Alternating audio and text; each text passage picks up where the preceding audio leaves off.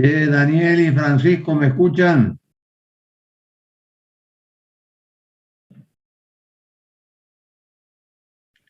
Hola, Daniel. ¿Alguien me escucha del grupo? Hola, profe, Sí, sí. profe, se escucha. Sí, profe, Buenísimo, lo escucha. Están borrados Daniel y Francisco. Daniel y Francisco.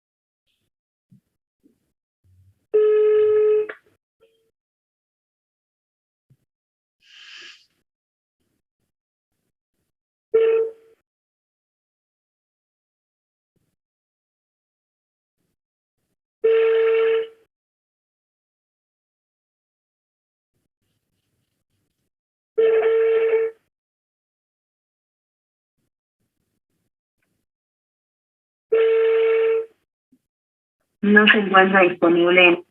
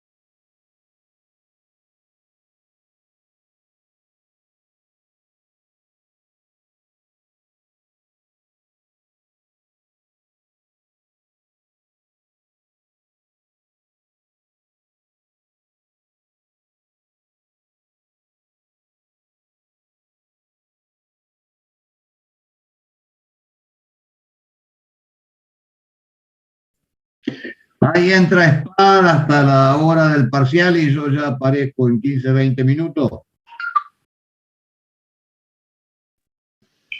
Bueno, profe.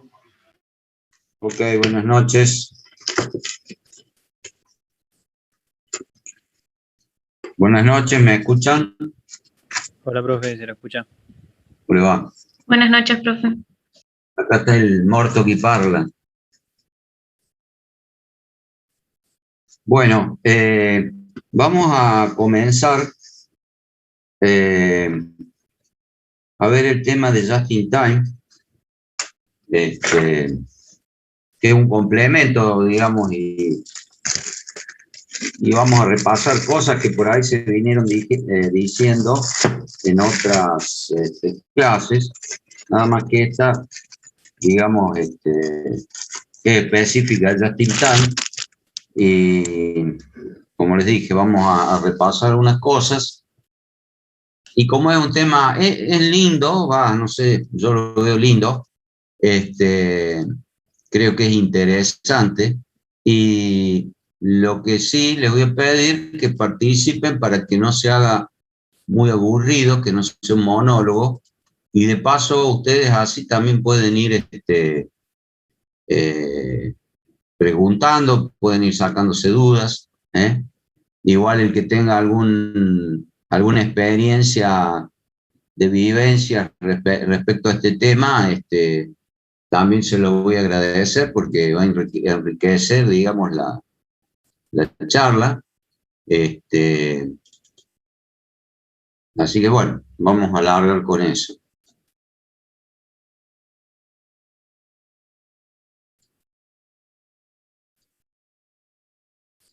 Bien, vamos a proyectar.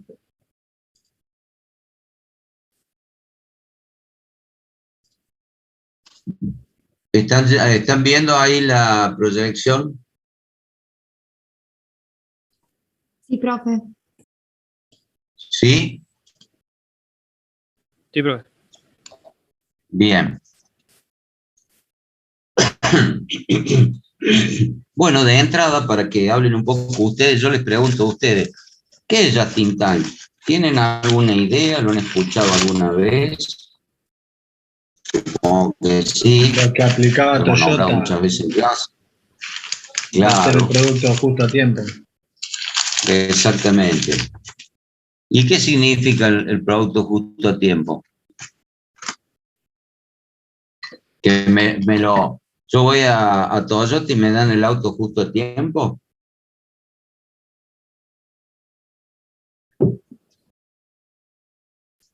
Digan, sin miedo, no hay problema que digan una cosa que no es. Puede ser, profe, que era la cantidad que se necesita en el momento que se la necesita. Me parece que esa era la frase con la que describían el método. Sí, es así. Sí, pero falta decir dónde. Y en la línea, o sea, si vos tenés que producir 10 camionetas, vas a necesitar los materiales para 10 camionetas y lo necesitas en el momento que las estás produciendo. No sé si era para minimizar el material en proceso. Sí, sí. Este es exactamente como decís vos. O sea, just in time, que significa justo a tiempo, es una herramienta de gestión que los japoneses de Toyota, como dice acá este ingeniero Taichi Ono, ya a fines de la década del 50, empezaron a trabajar, digamos, en esto de just in time. Y siempre ellos, digo, cuando digo ellos, son los japoneses, todas sus herramientas, ustedes creo que tienen calidad el año que viene, ¿verdad? Sí, profe. Bien, ahí seguramente van a ver un montón de herramientas de calidad y otras que se ven en calidad y no lo son tantos, son más bien herramientas de gestión, herramientas de control de producción, de control de stock. Todas estas herramientas que los japoneses han ido desarrollando buscan siempre eliminar desperdicios, disminuir las pérdidas, bajar los tiempos, ¿no es cierto? O sea, todo lo que sea hacer eficiente una producción industrial. Acá dice, como un concepto, dice, la idea es producir pequeños lotes y breves tiempos de preparación, o sea, de setup. Setup significa puesta a punto, ¿no? ¿Qué relación tiene esto? Alguien que me pueda comentar. ¿Qué relación tiene esto de decir breves tiempos de preparación de setup, pequeños lotes? ¿Cómo lo interpretan ustedes ahora que saben, ¿no es cierto? Cuando han hecho los trabajos prácticos, han tenido que tener en cuenta la puesta a punto, ¿sí? ¿Y por qué los japoneses habrán pensado en hacer lotes pequeños y puestas a punto breves, tiempos de puesta a punto breves?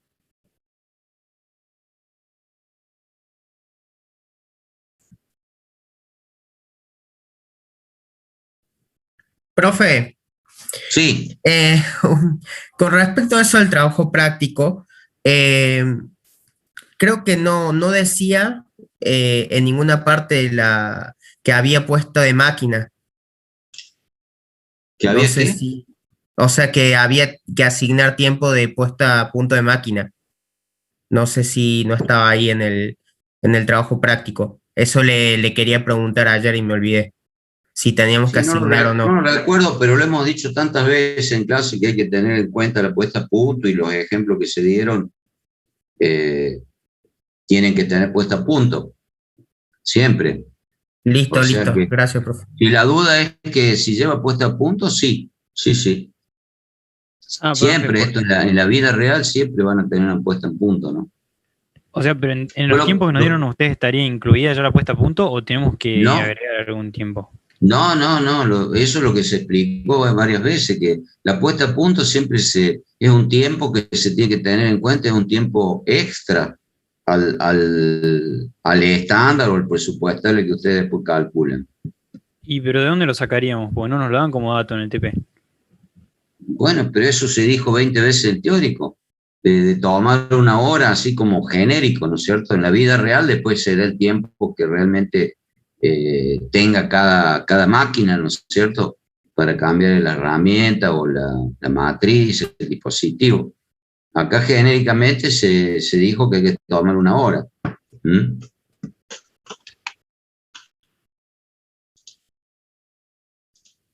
A ver, voy a revisar porque me preocupa. Puede ser que no lo diga expresamente el TP.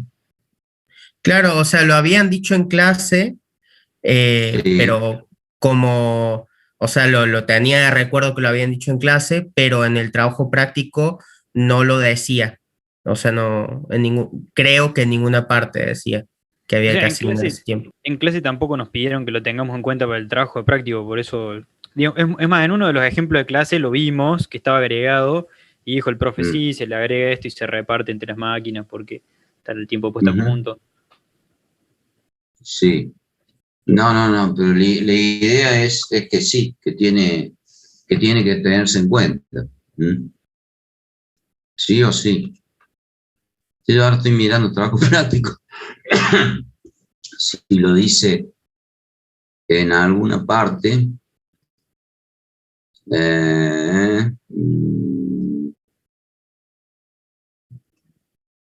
no.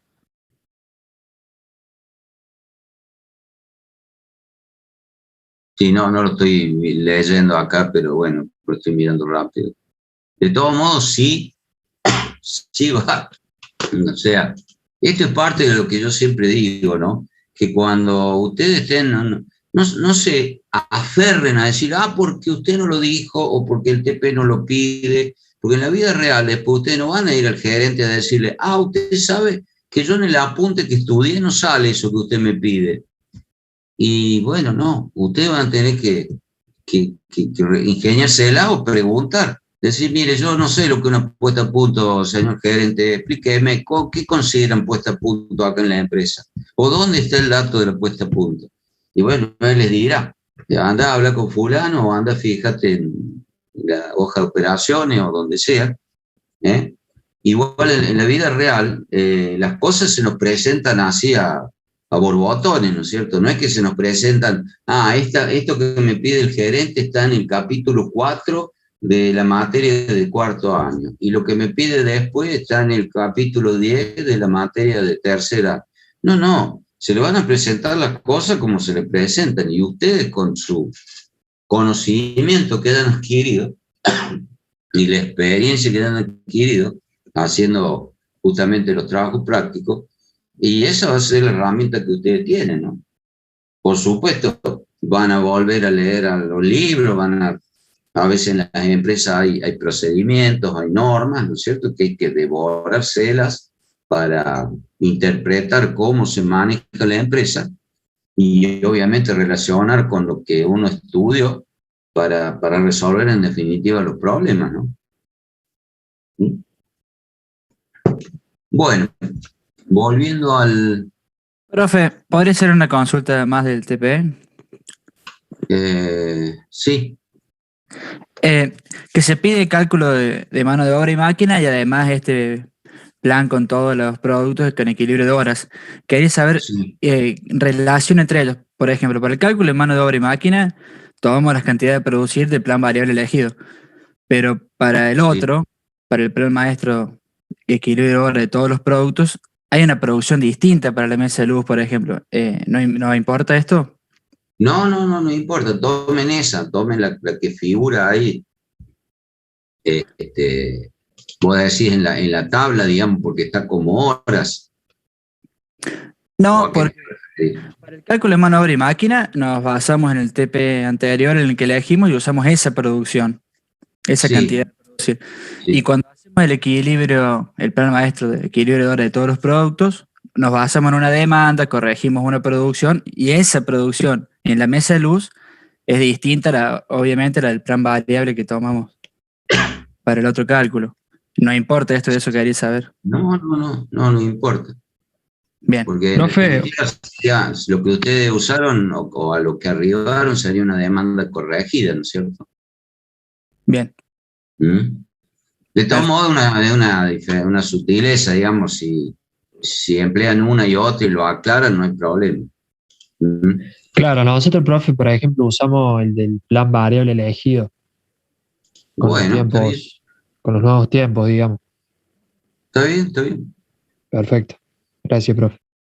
Bueno, entonces vamos a continuar acá. Decíamos entonces, esto de la puesta a punto, que con esto pretendo también reafirmar este concepto de la puesta a punto. Ustedes, ¿cómo juega la puesta a punto versus el tiempo que hay que producir un lote? A ver si alguien me dice esto. ¿Qué relación hay? ¿Te reduciría los lead times si haces una puesta a punto más corta? Claro, eso por un lado. Y además, como costo, digamos, de la producción, ¿cómo influye si yo tengo una puesta a punto corta o pequeña en tiempo? Y claro, va a ser más barato porque no le vas a estar pagando al operario por estar ajustando la máquina, sino por estar produciendo. Exactamente, perfecto. O sea, dicho en criollo, si yo me tiro un turno para sacar una matriz y ponerla del modelo que siga en esa máquina, y todas esas horas que yo perdí, voy a estar gastando los recursos, todos, luz, gas, operario, todo, y no voy a producir nada. Entonces no voy a agregar valor, no voy a generar, digamos, riqueza, y solamente voy a estar gastando tiempo. Entonces, ¿cuál es la filosofía? Que es una cuestión razonable, ¿no? Porque lo hayan dicho los japoneses. Mientras más corta sea la puesta a punto, mejor, porque yo voy a destinar más tiempo a producir. Entonces, los japoneses, ¿qué pensaron? No solo en hacer breves tiempos de preparación, sino que también hacer lotes pequeños. O sea, ustedes, por ejemplo, en la mesa de luz, acá dijeron, bueno, yo hago todo el mes, en realidad todos los meses hacen lo mismo. Todo el mes hago la patita, todo el mes hago la perillita, todo el mes hago el lateral, etc. Entonces la puesta a punto, digamos, podría decir que la hago una vez al mes, ¿no? Entonces, si tomamos esa hora genérica que recomendamos como caso didáctico, esa hora se va a prorratear en los 20 días y en cada una de las piezas que yo fabrique, ¿no es cierto? Se minimiza. Ahora, si yo hiciera un lote más pequeño, hiciera un lote de una semana en una máquina y después cambio la herramienta y hago otra pieza, el impacto de la puesta a punto crece. O sea, se me hace más caro, gasto más tiempo respecto al tiempo que produzco. Entonces los japoneses, además de bajar, repito, el tiempo de preparación, también redujeron los lotes. ¿Para qué creen que redujeron los lotes? ¿Por jorobar nomás? ¿Tiene que ver con el stock también, profe, el costo de almacenar? No, nada que ver. No, el hacer pequeños lotes tiene que ver con algo del cliente. Más variabilidad. Exactamente. La variabilidad de productos.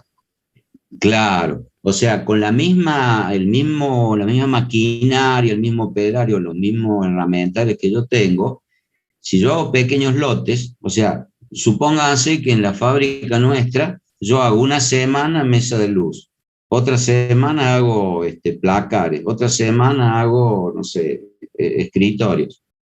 Entonces, más allá de lo que yo tenga que cumplir como demanda, yo aumento la variabilidad de mi producto. Acá, por ejemplo, en Argentina y en muchos países, en Estados Unidos también, durante muchos años, por ejemplo, los automóviles, se fabricaban durante 30, 40 años el mismo vehículo.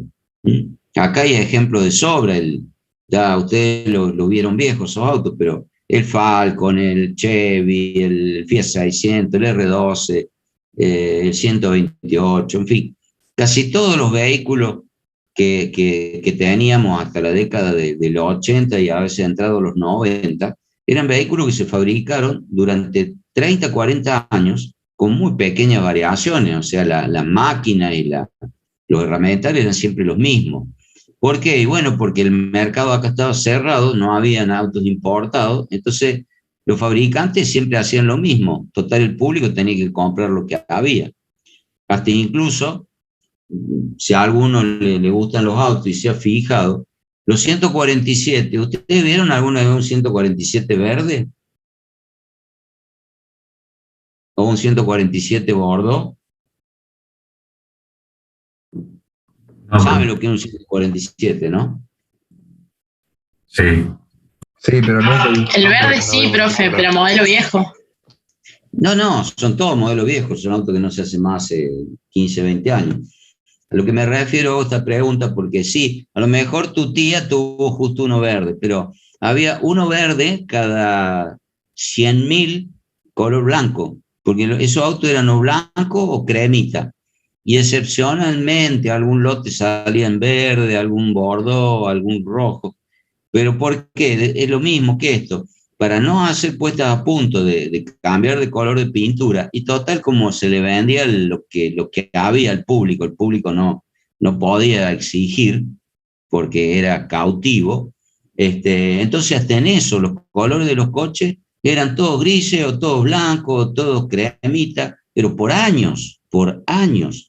Entonces, eso era porque, bueno, es todo lo contrario que estamos hablando, no había variabilidad, ¿no es cierto? El mercado no podía exigir porque no tenía opción y el fabricante hacía lo que él quería y lo que le salía más barato, ¿no es cierto?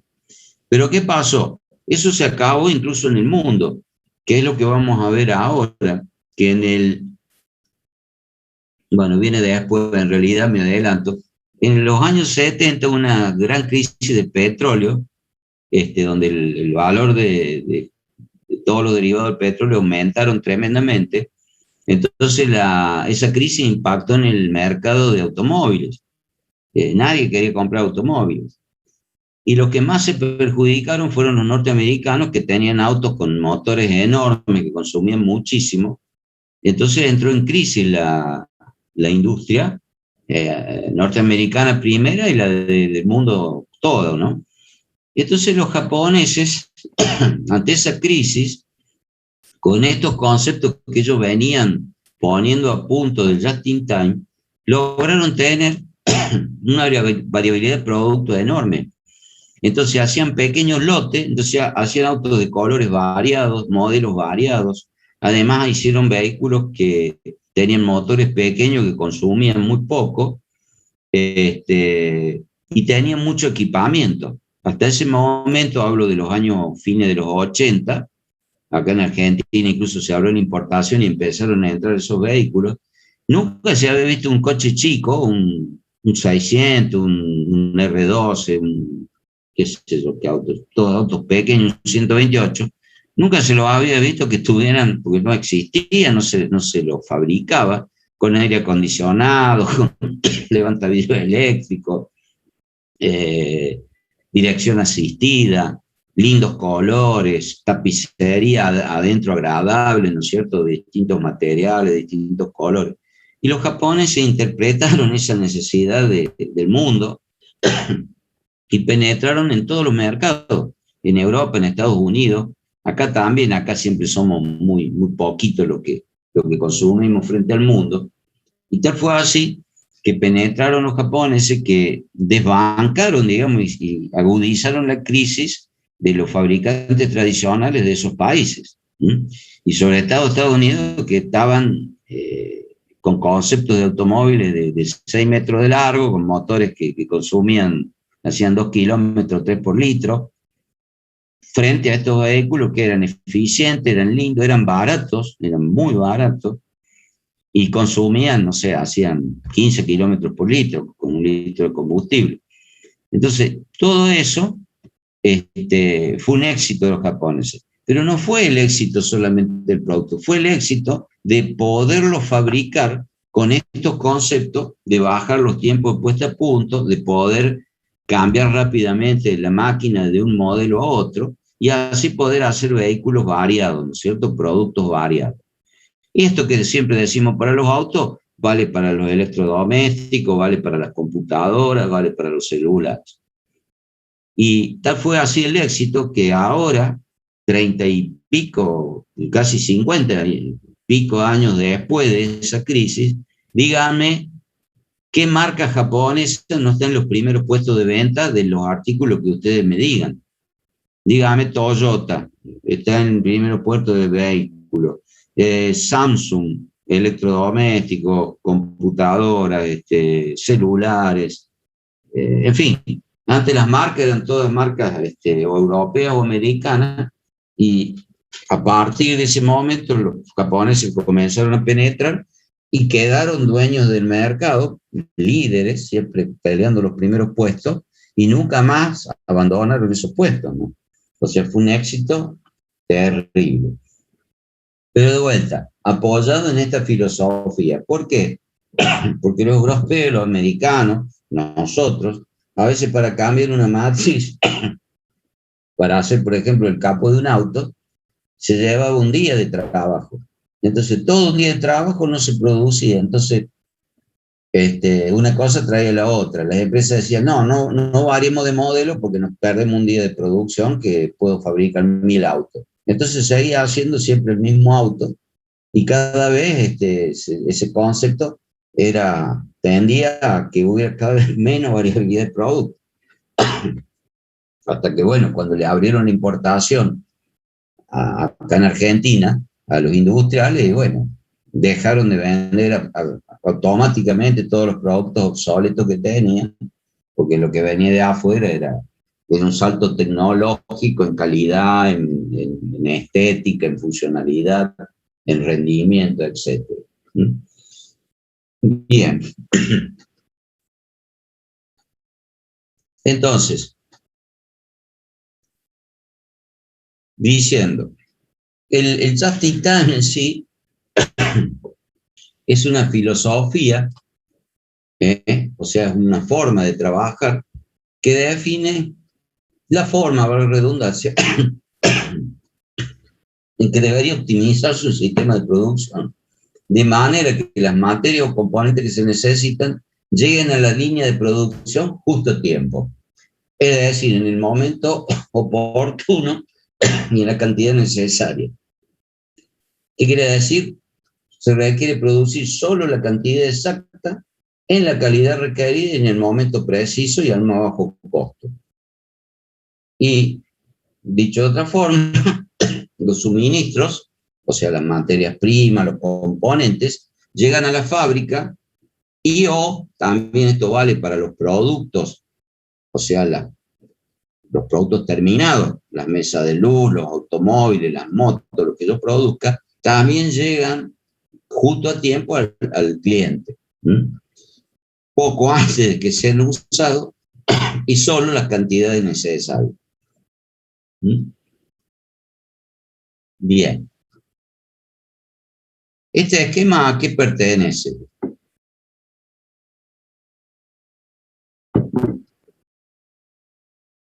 A ver, alguien que me diga. ¿Una línea de montaje? ¿O una línea Puede ser una línea de montaje, perfecto. Podría ser de mecanizado también, pero vamos a tomar el caso más general y donde mejor se aplica el just in time. Es justamente en una línea de producción, por supuesto en serie, donde se hacen muchísimos productos, digamos, diariamente. Cuando hablamos de autos, en nuestras plantas, que son una de las peorcitas del mundo, no es raro que sean 500, 600 autos diariamente. Entonces, esto es solo para recordar. Tenemos como línea una secuencia de operaciones En el caso de un automóvil puede tener 300 operaciones para armar un auto, y generalmente en la punta de la línea, ¿qué bajará en la punta de la línea si vamos a armar un automóvil? Chasis. La carrocería.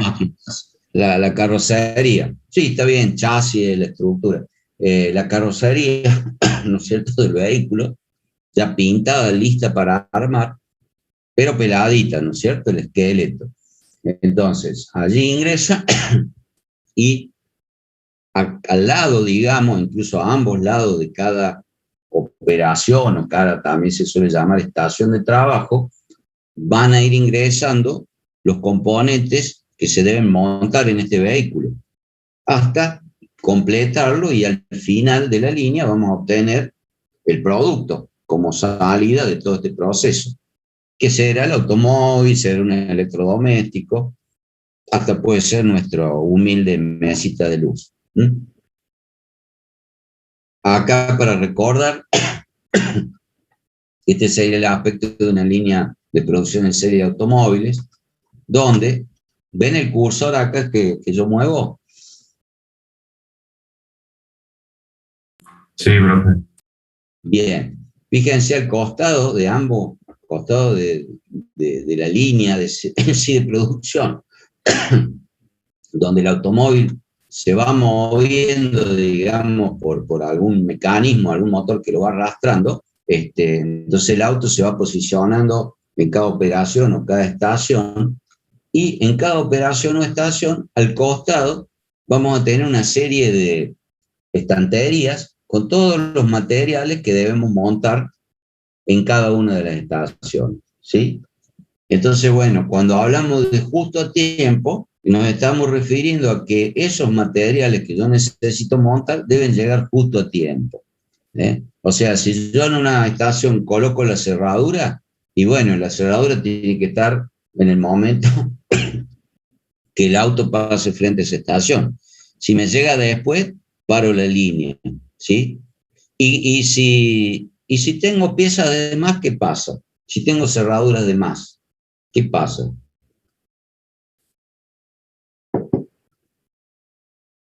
Y si son muchas, se te acumulan, tenés que tener mucha caja para tener la cerradura de más, estorbadas. Claro, tengo problemas, como decimos, cajas de más, hasta tengo lugar físico de donde ponerlas, y además desde el punto de vista del dinero, estoy inmovilizando un capital innecesariamente. Y así se trabajaba antes de este concepto del just in time, y yo digo que hoy en día hay muchas empresas que siguen trabajando así. A veces al costado de la línea tienen para producir no lo del día, sino para un mes. Entonces es un caos. Aparte, si yo quiero cambiar de modelo, en vez de este autito, este BMW que está pasando acá, quiero hacer otro modelo de vehículo, tengo la línea abarrotada de materiales de este modelo. Y si yo quiero rápidamente cambiar, hacer, atrás de este auto negrito me venga una camioneta, por ejemplo, y soné, porque ¿cómo hago? Tengo que sacar todos los materiales que no voy a utilizar, que son de este modelo, y traer los materiales para el modelo siguiente. Entonces, si yo tuviera el material justo, y bueno, en una de esas, cuando termino de hacer estos autos negros, consumí la cantidad que me hacía falta, y chao, no hay más material. Es cuestión solamente de traer el material para la camioneta, o sea, el producto nuevo que voy a fabricar. Si no, imagínense, es un caos, ¿no? Profe, Sí, señor, diga. ¿usted conoce el sistema World Class, World Class Manufacturing? Sí, ¿no? Sí, de Fiat. Sí. Bueno, por ejemplo, este sistema dice que, por ejemplo, todos los materiales que se puedan abastecer una sola vez a la línea sería lo óptimo, digamos. Sí, está bien, pero una vez en qué Se reducen periodo. muchos costos logísticos ahí. Está bien, pero digo, ¿en qué periodo? En el día, digamos. Si una vez ¿Cómo, perdón? Una vez al día. Perfecto, una vez al día. Porque si vos me decís una vez al mes, no, porque voy a tener, ¿me entendés? Si yo armo No habría espacio. 1000 autos por día, en 20 días son 20.000 autos. Si tengo 20.000 parabrisas, que es la producción de un mes, al lado de la línea, y tengo que evacuar la planta para poner los parabrisas. Pero correcto lo que vos decís, o sea, una cuestión diaria, ¿viste? Incluso a veces, acá no creo que lo hagamos en Argentina, pero en una planta bien organizada en Just in Time, a veces se suministra un tercio de lo que se necesita por día, 3 veces al día.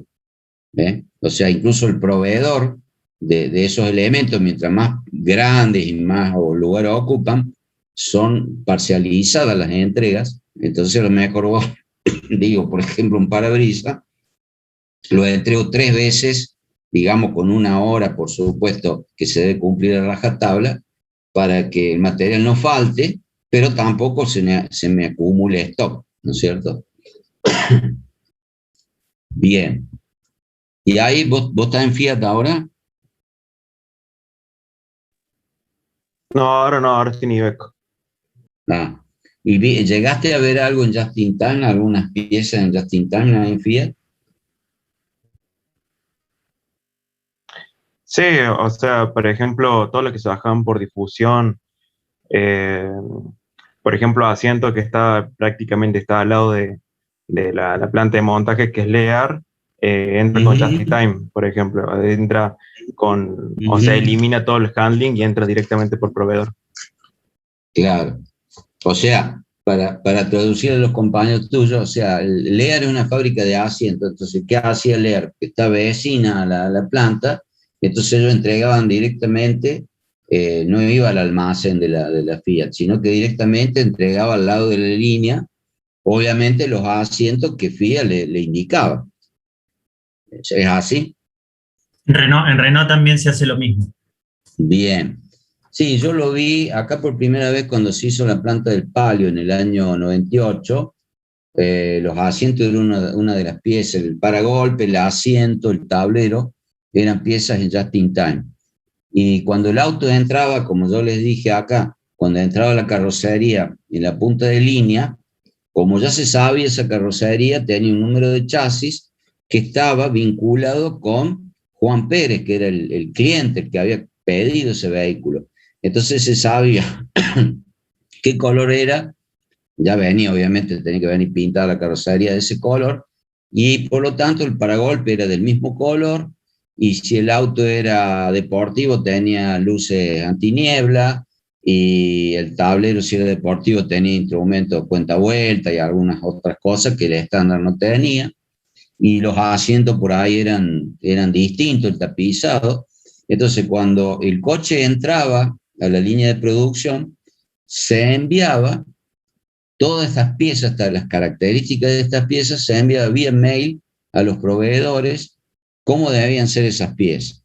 O sea, paragolpe azul con luces antiniebla, el tablero con los instrumentos de un auto deportivo, los asientos de tal color, de tal material, de cuero, de tela, combinado, etc.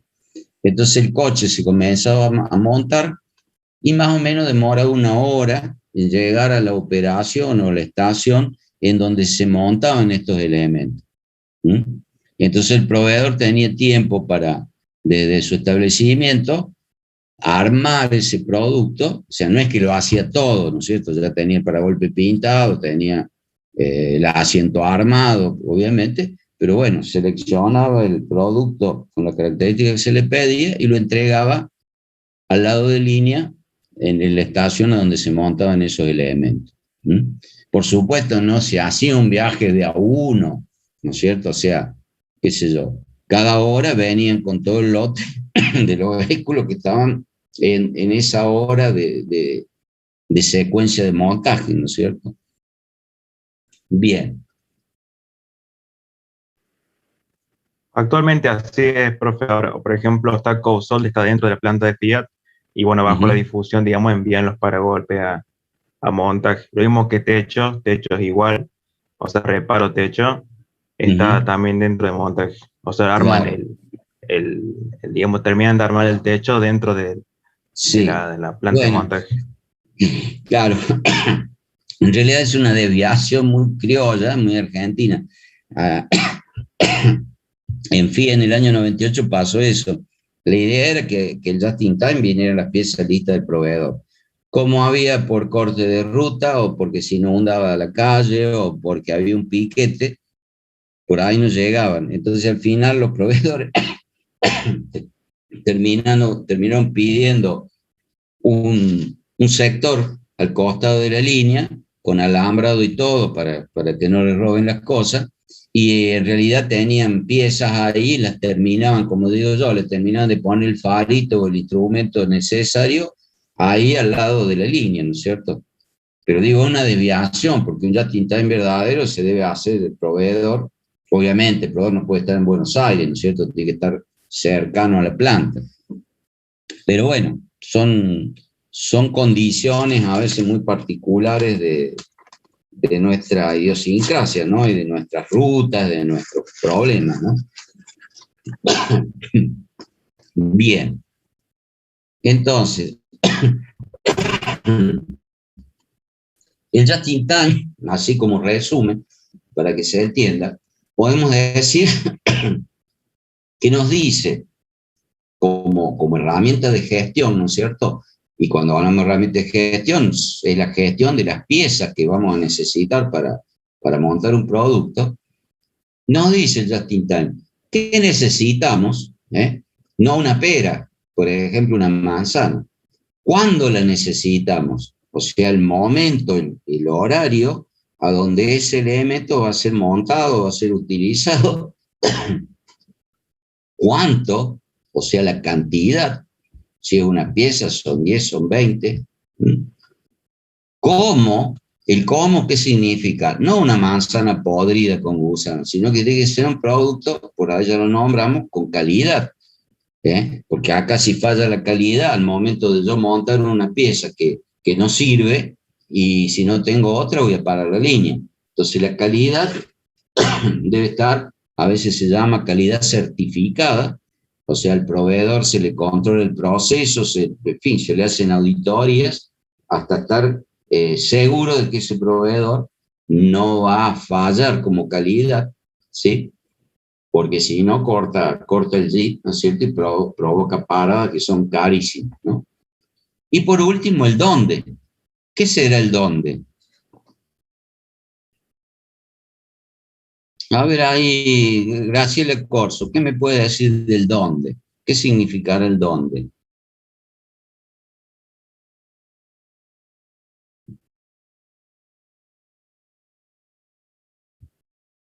Se me durmió Gabriela Corso. Julieta Pizarro, a ver si me sabe decir qué será el dónde.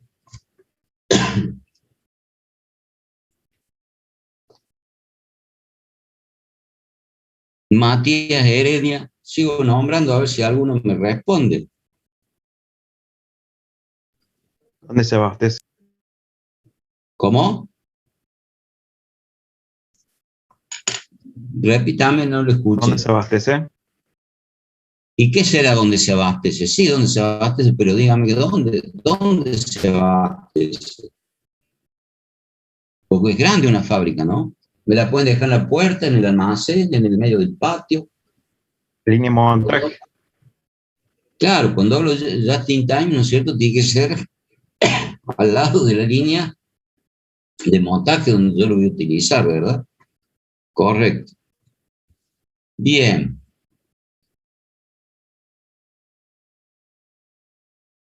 Una de las cosas que digamos, aparece como necesidad para hacer el just in time, yo diría es el hardware, o sea, la parte sólida, la parte concreta, llegaron, digamos, a la conclusión, ¿no es cierto?, los japoneses que pensaron este sistema, que los materiales se tendrían que transportar en contenedores adecuados.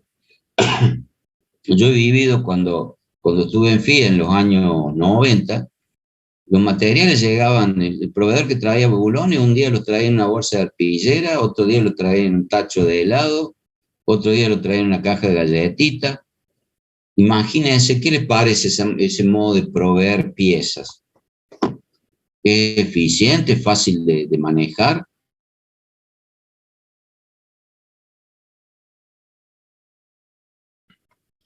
No, profe, porque encima pueden variar la cantidad de piezas que te puede mandar, la calidad. Hay muchas. Claro. La calidad por ahí porque se golpean, se arruinan, Claro. se rayan piezas. Y la cantidad imposible de controlar. Imagínate, yo te doy una bolsa de tornillos y después atrás del otro pedido viene una caja de cartón con tornillos. ¿Cuántos hay? El tipo me dice 350, en el otro me dice 500. ¿Y yo cómo hago para verificar eso? Imposible, ¿sí? Entonces, acá pasó, hubo que, la fábrica tuvo que hacer una inversión y comprar estas cajas porque nadie las quería comprar, los proveedores no querían, le pedían just in time, pero no le pagaban las cajas. Entonces el proveedor dice, no, si a mí no me pagan la caja, yo te la traigo en una bolsita de supermercado, yo no voy a gastar en embalaje. Y bueno, hasta que se convencieron y FIA hizo la inversión y compró estas cajas. Entonces estas cajas van y vienen al proveedor.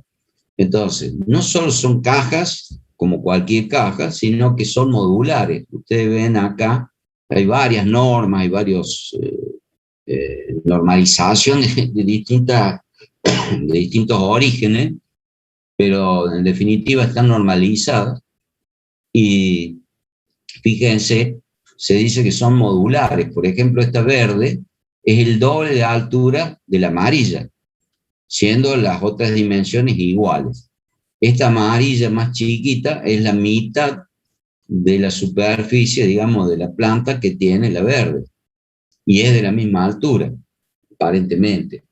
La roja es igual que la amarilla en cuanto a la dimensión de la planta, pero la altura es la mitad. Entonces, ¿para qué se hace esta modulización? De esta manera siempre las cajas se pueden encajar unas con otras y contener distintas cantidades de piezas, y siempre, cuando yo esto lo tengo que trasladar, por ejemplo, en un pallet, puedo llenar el pallet, porque lo peor que puede haber es llevar un pallet con hueco, o sea, con aire, porque el pallet me cobra en el traslado lo mismo en un container, lo mismo dentro de un camión. Entonces esto hace más eficiente el traslado y además se hace de una forma controlada. Porque si yo tengo, por ejemplo, la cajita roja que está arriba con tornillos, ¿no es cierto? Siempre obviamente va a tener que decir 500 tornillos. Pero yo eso de vez en cuando, si hago una auditoría, lo peso, ¿no es cierto? Y verifico si realmente ese peso corresponde a 500 tornillos, ¿sí? Es fácil. Y después se hace una gestión a la vista, porque cuando yo veo una pila de cajitas rojas o las veo en una estantería, yo digo, hay 10 cajitas rojas, si sé que cada una tiene 500, ¿cuántos tornillos tendré?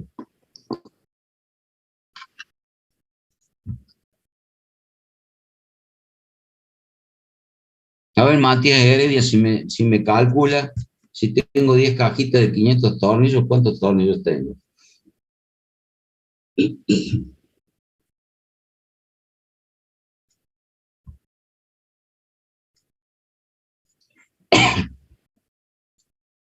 Trabuco Marco Fabricio, a ver qué me dice.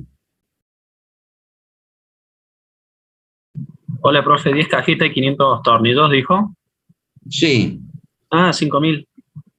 ¿Y por qué no contesta? Tengo que enseñarla con el dedo. Todos tienen que contestarme, si me están siguiendo.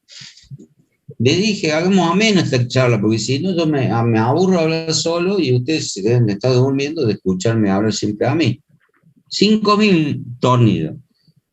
No importa la cantidad, lo que quiero expresar con esto es que de esta forma se puede controlar fácilmente. Yo miro esa zorra donde dice zorra ahí. Si yo sé que hay en cada caja y sé las cantidades, no hace falta que las cuente, más si tengo un proveedor certificado. De vez en cuando le hago un control, las peso obviamente el día que le encuentro que me mando de menos, le meto una multa, porque así se trabaja, ¿no? Le meto una multa y el tipo queda tecleando, ¿no? Entonces, de esta forma, yo no tengo que andar perdiendo el tiempo, yo tengo que usar el tiempo para producir, no para vigilar al proveedor, para controlar si me faltan 10 tornillos, ¿sí? Bien. Otra de las cosas Una que... pregunta, profe, pero Sí.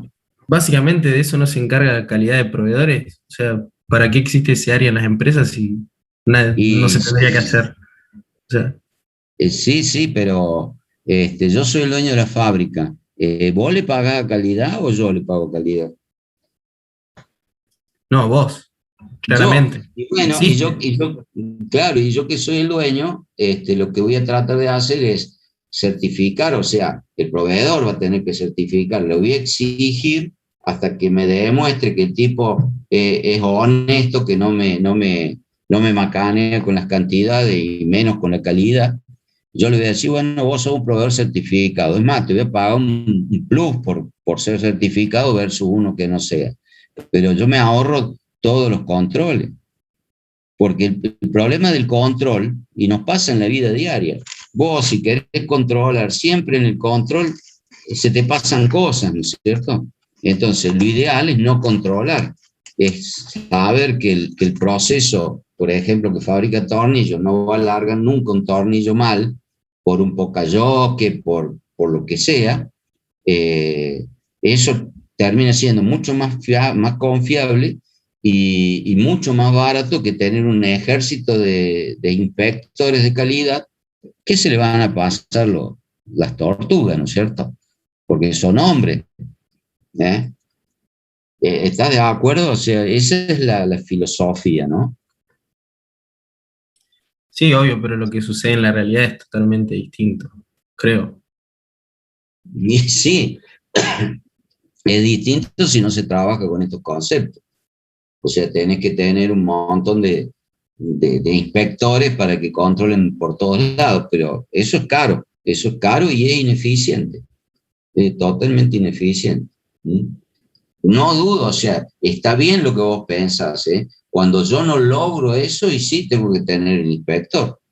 Ve como en el país, ¿viste? Si fuéramos alemanes, que nadie pasa una luz en rojo, creemos que los alemanes, yo creo que los alemanes también, pero digamos, para dar un ejemplo, si hay un país donde son todos cumplidores de la ley, qué sé yo, y no hace falta tener un ejército de inspectores de tránsito, porque todos frenan en el semáforo, respetan, ceden el paso.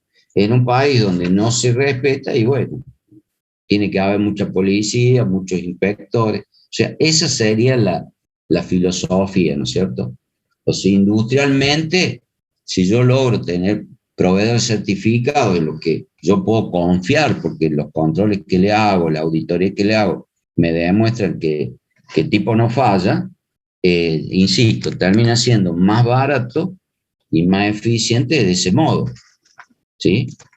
Porque un tornillo que se me pase a mí, porque el proveedor es malo, yo lo controlo, se me pasa a mí, ese tornillo va a parar a un vehículo, y después ese vehículo, cuando lo fabrique, va a parar a Tierra del Fuego y haya falla.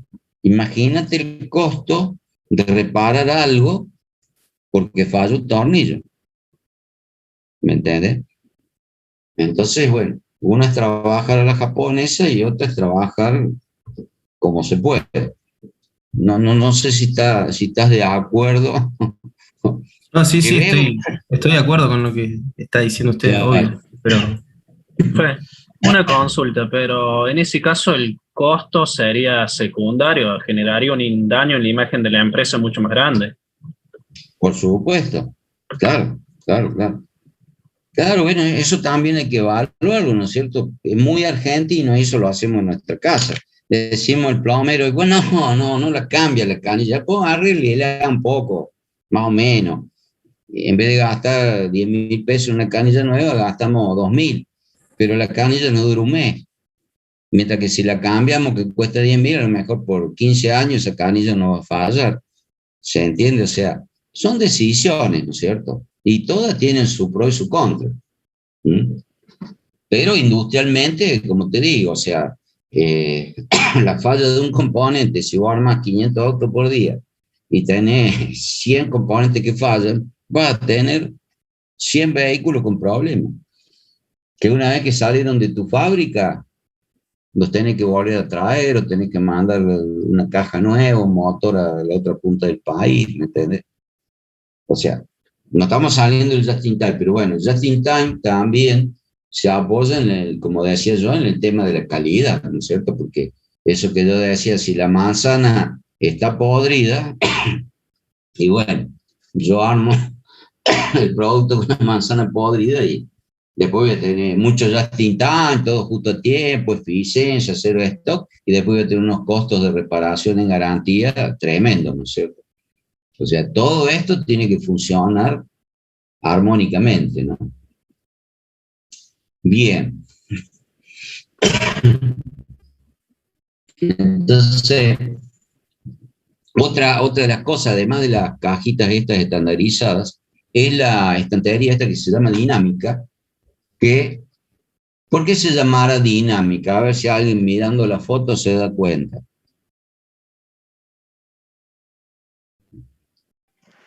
Porque bajan solo los estantes, porque está inclinado.